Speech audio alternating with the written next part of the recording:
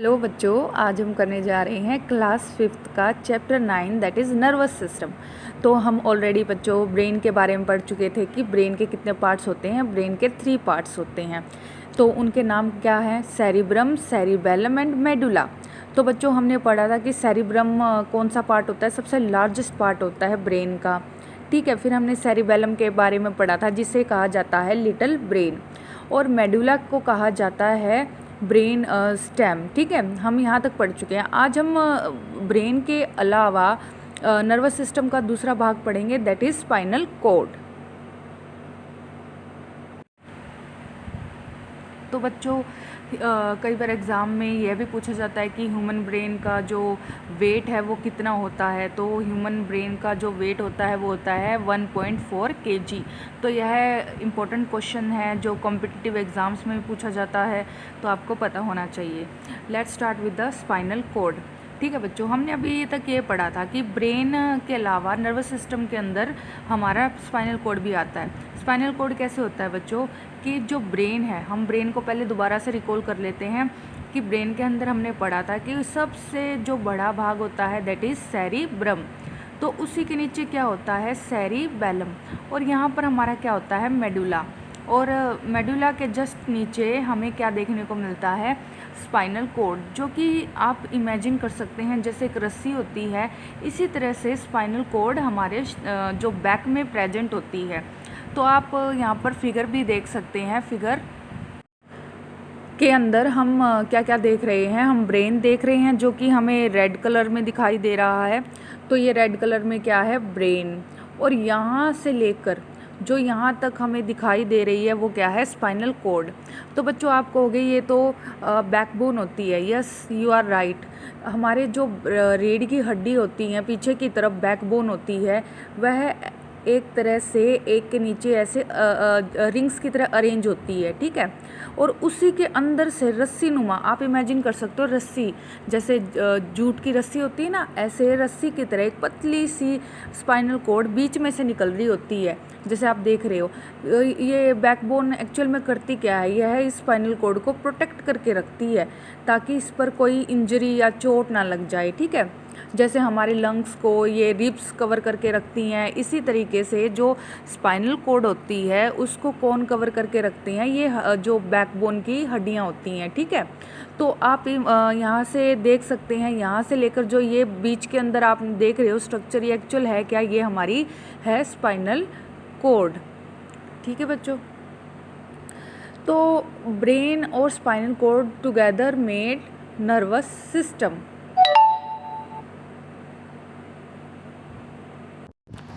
तो spinal cord में book में क्या लिखा है पहले हम वो रीड करते हैं।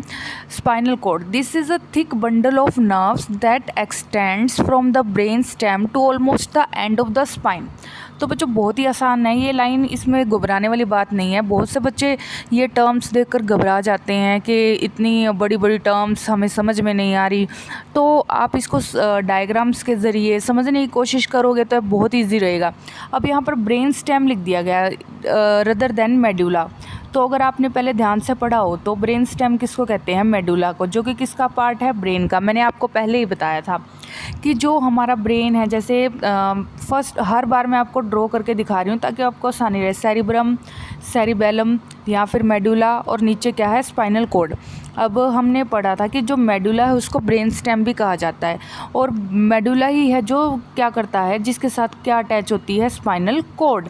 तो बस यहाँ पर यही बात बताई गई है कि ब्रेन स्टेम यानी मेडुला के साथ हमारी जो स्पाइनल कॉर्ड है वहीं से निकलना शुरू करती है। और वो है क्या?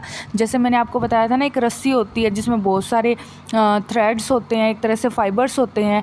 वो क्या जब हम देखते हैं कि रस्सी बिल्कुल उन फाइबर से मिलकर पूरी लंबी ऐसे एक तरह से प्रॉपर स्ट्रक्चर बनाती है, इसी तरीके से स्पाइनल कॉर्ड भी गुच्छा है नर्व्स का जो एक दूसरे के साथ इंटरमिंगल मतलब उलझी हुई हैं और एक नीचे की तरफ जा रही हैं।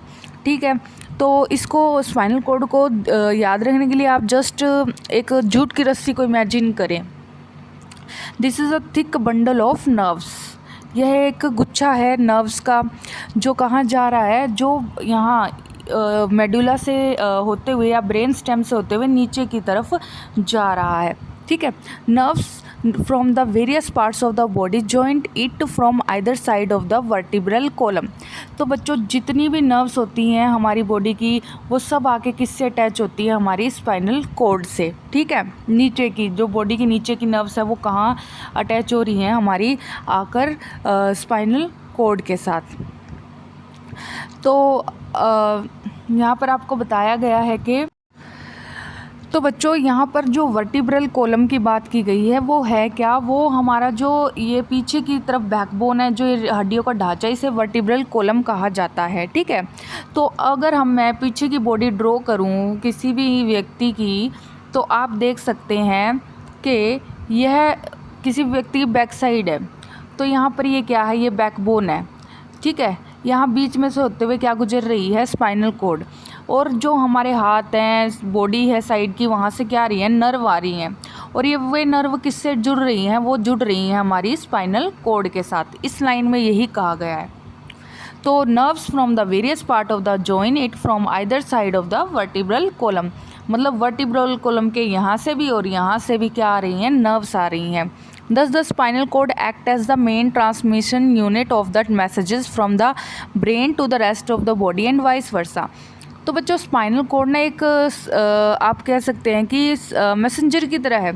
देखो हमारे शरीर का जो ब्रेन है वो बिल्कुल हेड ऊपर की तरफ प्रेजेंट है, और जो हमारी बॉडी है वो जितने भी मैसेज है वो ब्रेन तक कैसे जा रहे हैं, जो हमारी जो है अगर देखा जाए हेड को छोड़ के नीचे वाले जो जितने मैसेजेस हैं वो ब्रेन तक कैसे जा रहे हैं, तो ब्रेन तक जा रहे हैं स्पाइनल कॉर्ड के ज़रिए, क्योंकि स्पाइनल कॉर्ड के साथ बॉडी की दूसरी नर्व्स क्या आ रही हैं, अटैच हैं।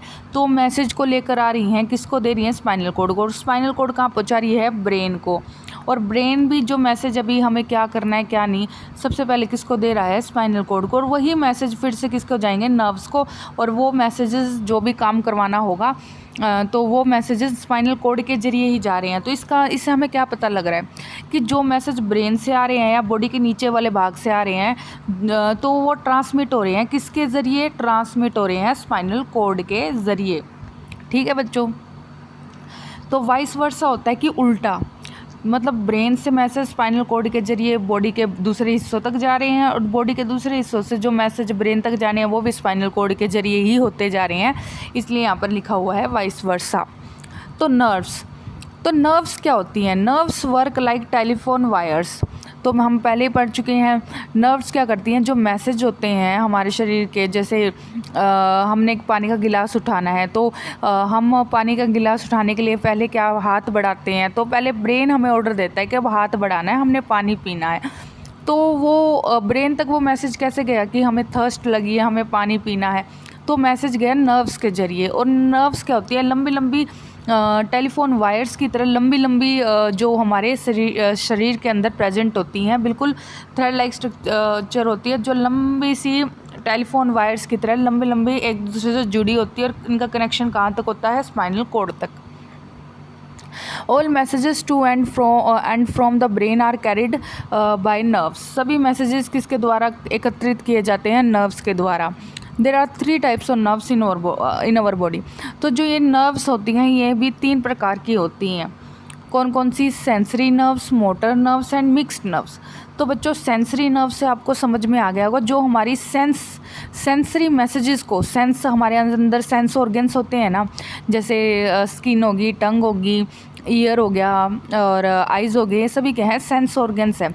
इनमें जो नर्व्स प्रेजेंट होती है और मैसेज पहुंचाती है ब्रेन को, उनको हम क्या कहते हैं, सेंसरी नर्व्स। तो यहाँ पर देख सकते हैं these carry sensory message from brain to the different parts of the body. तो ऐसे मैसेजेस जो सेंस ऑर्गन्स तक जाते हैं ब्रेन से, और from brain to different parts of the body, तो ऐसी नर्व्स को हम सेंसरी नर्व्स कहते हैं। ठीक है। Motor nerves, these carry messages from brain to various body parts to help the movement of muscle and secretion by glands। तो हमारी जो मांसपेशियों में जितनी भी मूवमेंट होती है वो किन के द्वारा होती है, मोटर नर्व्स के द्वारा। तो याद रखना, एम से मसल, एम से मोटर। तो मोटर नर्व्स हमारी मसल्स यानी मांसपेशियों में जो मूवमेंट होती है वो करवाती है, प्लस जो ग्लैंड्स क्या होती हैं, ग्लैंड्स होती है ग्रंथियाँ, मतलब ऐसे पाउचेस होते हैं जिनके अंदर कुछ जो क्या करते हैं, कुछ लिक्विड सेक्रीट करते हैं। जैसे हम पसीना आता है हमारी बॉडी में, वो आता कैसे है कि हमारे शरीर में ग्लैंड्स प्रेजेंट है स्किन के नीचे, जस्ट छोटी छोटी एक खाली थैली ये छोटी छोटी थैलियाँ प्रेजेंट होती हैं जो क्या करती हैं, पसीने को बाहर आने में बाहर निकालती है पसीने को। तो ऐसी छोटी छोटी जो थैलियाँ होती हैं उन्हें हम ग्लैंड्स कहते हैं। सेक्रेशन मतलब वो लीक होती रहती है, उनमें से कुछ केमिकल बाहर आता रहता है, ठीक है। तो मोटर नर्व्स क्या करती हैं, ये मैसेज कैरी करती हैं ब्रेन से और कहाँ पहुँचाती हैं, ग्लैंड्स और मसल्स तक। मसल्स होती हैं मांसपेशियाँ।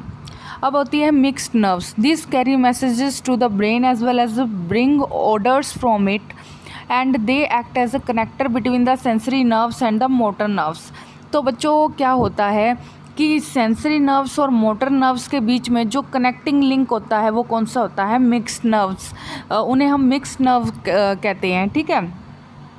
ये क्या कहते हैं कि जो हमारी सेंसरी नर्व्स और मोटर नर्व्स है उनके बीच कनेक्टर्स का काम करती हैं और बेसिकली ये मैसेज लेकर आती हैं ब्रेन से। तो हमने क्या देखा कि हमारे जो नर्व्स होती हैं वो 3 प्रकार की होती हैं, sensory nerves, motor nerves and mixed nerves. अब हम बात करते हैं रिफ्लेक्स सेक्शन की। तो बच्चों रिफ्लेक्स एक्शन कुछ नहीं है, एकदम से क्विक एक्शन होता है जो आप खुद से भी ये देते हैं। आपकी बॉडी रिफ्लेक्ट बैक करती है हर एक्शन को, लेकिन हम साइंस के वे से उसको कभी समझते ही नहीं है। फॉर एग्ज़ाम्पल आप घर में कोई पतीला है या बर्तन है जो काफ़ी गर्म है, फॉर एग्ज़ाम्पल ये गर्म चाय का गिलास है और आपको पता नहीं इसमें चाय है, तो आप एकदम अचानक से इसको उठा लेते हैं तो आपका हाथ जल जाता है और आप तभी इसको छोड़ देते हैं, ठीक है। तो वो ऐसा एक्शन जिसमें हम फटाफट कोई एक्शन देते हैं, एक जो भी हमारा एक्शन होता है उसे फटाफट से हम एक्शन में आ जाते हैं, तो उसे हम कहते हैं रिफ्लेक्स एक्शन। तो reflex actions are quick and sudden, यह अचानक से होते हैं, बहुत तेज़ी के साथ होते हैं। These automatic actions which we perform without thinking are called reflex action। और बच्चों जब हम पानी का या चाय का गर्म गिलास उठाते हैं तो हमें दर्द बाद में होता है, पहले हम वो गिलास छोड़ते हैं। ऐसा क्यों? क्योंकि मैसेज ब्रेन तक गया और ब्रेन ने क्या महसूस किया कि ये हॉट है और हमारे हाथ को क्या दिया, ऑर्डर दिया कि इसको छोड़ दो, और उसने छोड़ दिया। उसके बाद हमें दर्द का अनुभव होता है और ये प्रोसेस इतनी फास्ट है कि हमें सोचने का भी टाइम नहीं मिलता।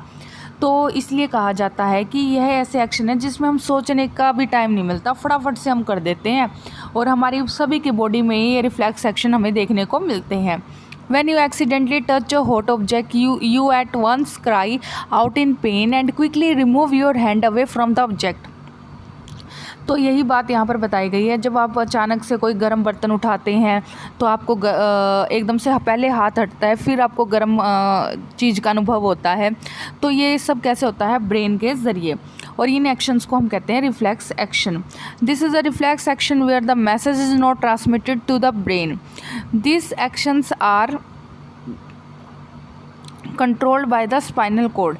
तो बच्चों एक और बात है कि यहाँ पर जो रिफ्लेक्स एक्शन है, तो यहाँ रिफ्लेक्स एक्शन बेसिकली कहाँ हो रहा है? हमारे हाथ हैं बॉडी के, देखो ये हेड हो गया और ये हमारी गर्दन होगी और ये हमारे हैंड्स हो गए और ये लोअर बॉडी होगी।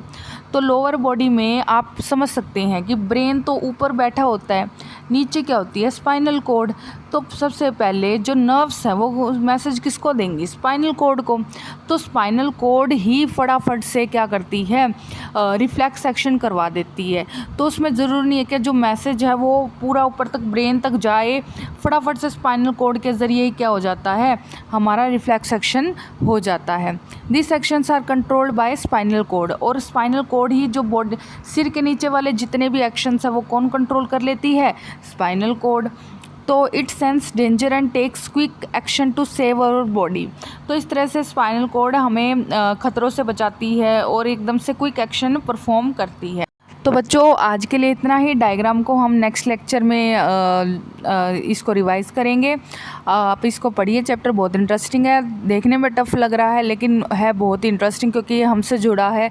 आप इसको रीड करें, हर एक वर्ड को अंडरलाइन करें, बोलने की कोशिश करें। बहुत ही ईजी चैप्टर है ये सब बुक का। और बस यही कहूँगी कि आप इसको रीड करें जितना हो सके। आज के लिए इतना ही, धन्यवाद।